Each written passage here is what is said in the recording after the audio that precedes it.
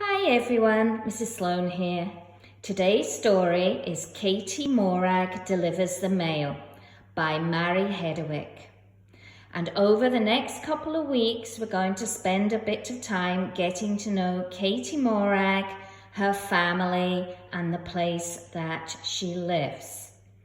So first of all today, we're going to start off having a little look at the island where she lives, the Isle of Struy. This is a wee island just off the west coast of Scotland.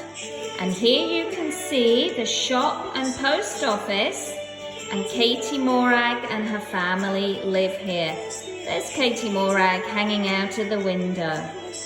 And in today's story, she's going to take a little journey from her home all the way across to the other side of the island. And we're going to find out what happens to her on this journey.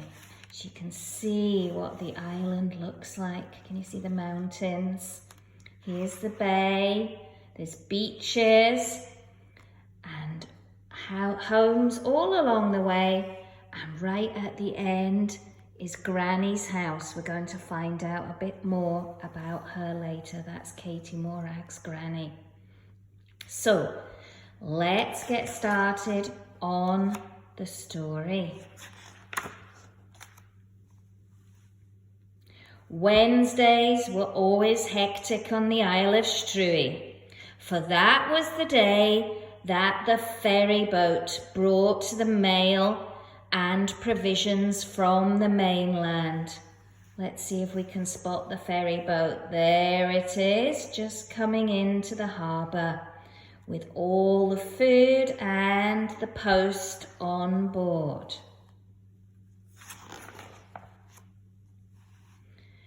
One particular Wednesday was worse than usual, since baby Liam was cutting his first tooth. And both Mr. and Mrs. McCall, that's Katie Morag's mum and dad, Mr. and Mrs. McCall were in a bad mood.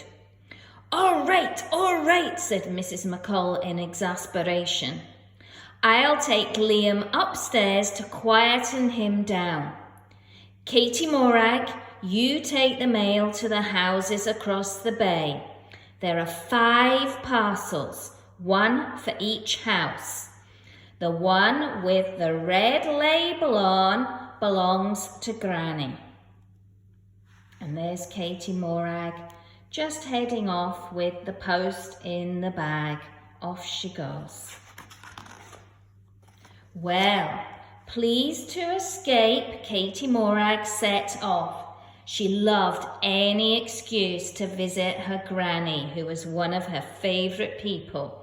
And she lived alone in the very last house on the other side of the bay. But it was a hot day, and Katie Morag had just stopped for a moment to paddle in the pool beneath the Redburn Bridge when suddenly, splash! She slipped on a slithery stone and fell into the water, mail bag and all. Oh my goodness.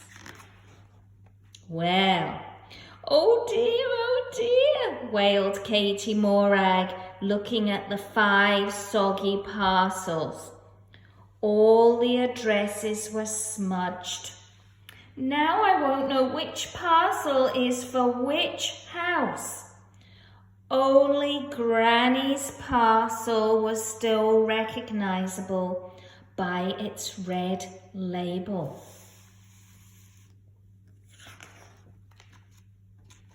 Then, because she was frightened and ashamed, Katie Morag did a silly thing.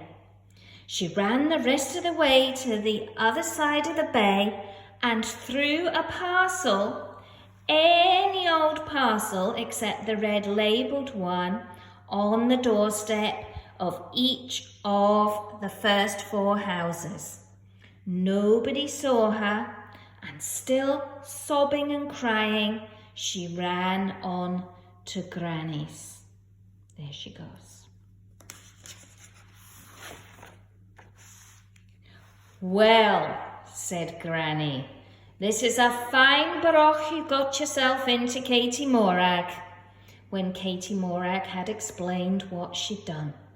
"Still, at least you've given me the right parcel. It's got a spare part for the tractor, and I've been waiting for that. I'll go and get the old grey lady going while you dry yourself up, and then you can try and sort this whole muddle out."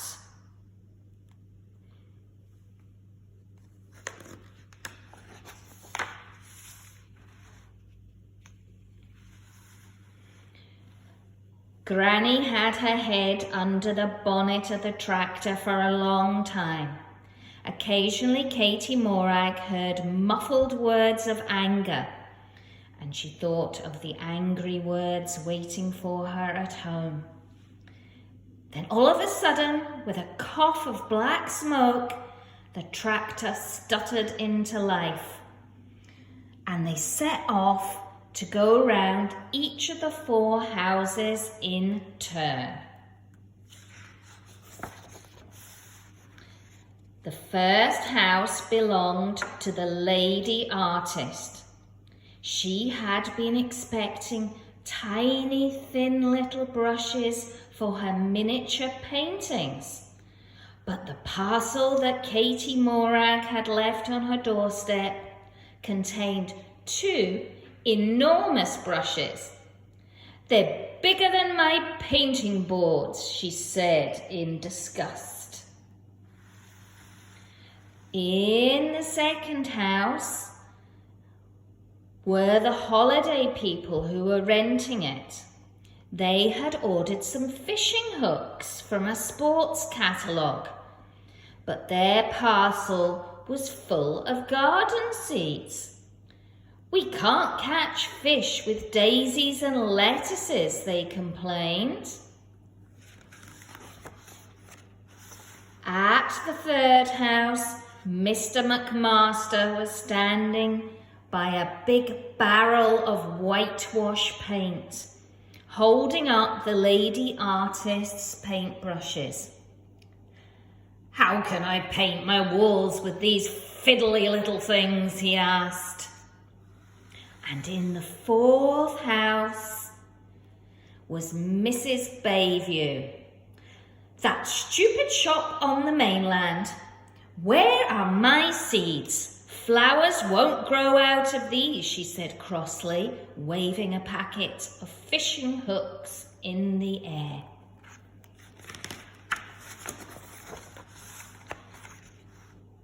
After much trundling back and forth, Katie Morag finally managed to collect and deliver all the right things to all the right people. Everybody smiled and waved and said, "Thank you very much."